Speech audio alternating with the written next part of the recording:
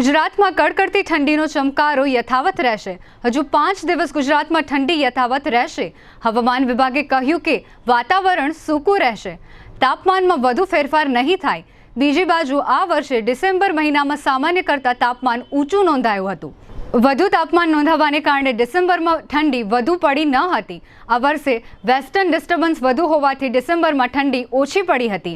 અમદાવાદ હવામાન વિભાગના વૈજ્ઞાનિક રામશ્રી યાદવે જણાવ્યું કે આગામી 5 દિવસ દરમિયાન ગુજરાતમાં વાતાવરણ સૂકું રહેશે. પવનની દિશા ઉત્તરથી ઉત્તર પૂર્વ તરફ છે. નલિયાના 8.4 ડિગ્રી લઘુત્તમ તાપમાન નોંધાયું છે. અમદાવાદમાં 15.9 ડિગ્રી તાપમાન નોંધાયું છે.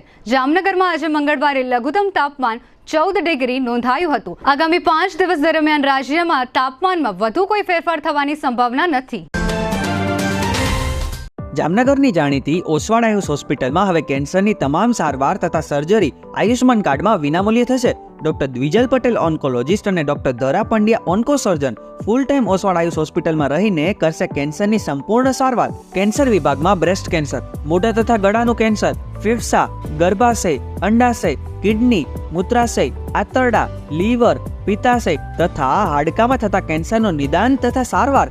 આ ઓસવાડ આયુષ હોસ્પિટલમાં કેન્સરના દર્દીઓ માટે કેમોથેરાપી એટલે કે dose, surgery, target therapy, immunotherapy, palliative કેરની ટ્રીટમેન્ટ પણ અહીં ઉપલબ્ધ છે. આ ઉપરાંત હાલની સૌથી મોટી 172 બેડની હોસ્પિટલમાં 53 ICU bed, 10 emergency bed, 7 operation theatre, 7 full time speciality અને 21 કન્સલ્ટન્ટ ડોક્ટરોની ટીમ ખડે પગે તેમજ દર્દીઓની સેવા અને વ્યવસ્થા માટે 250 થી પણ વધુ સ્ટાફગણ. કેન્સરનું નિદાન તથા સારવાર માટે Oswad Ayush super speciality hospital, 5556 Digvijay plot, Jamnagar.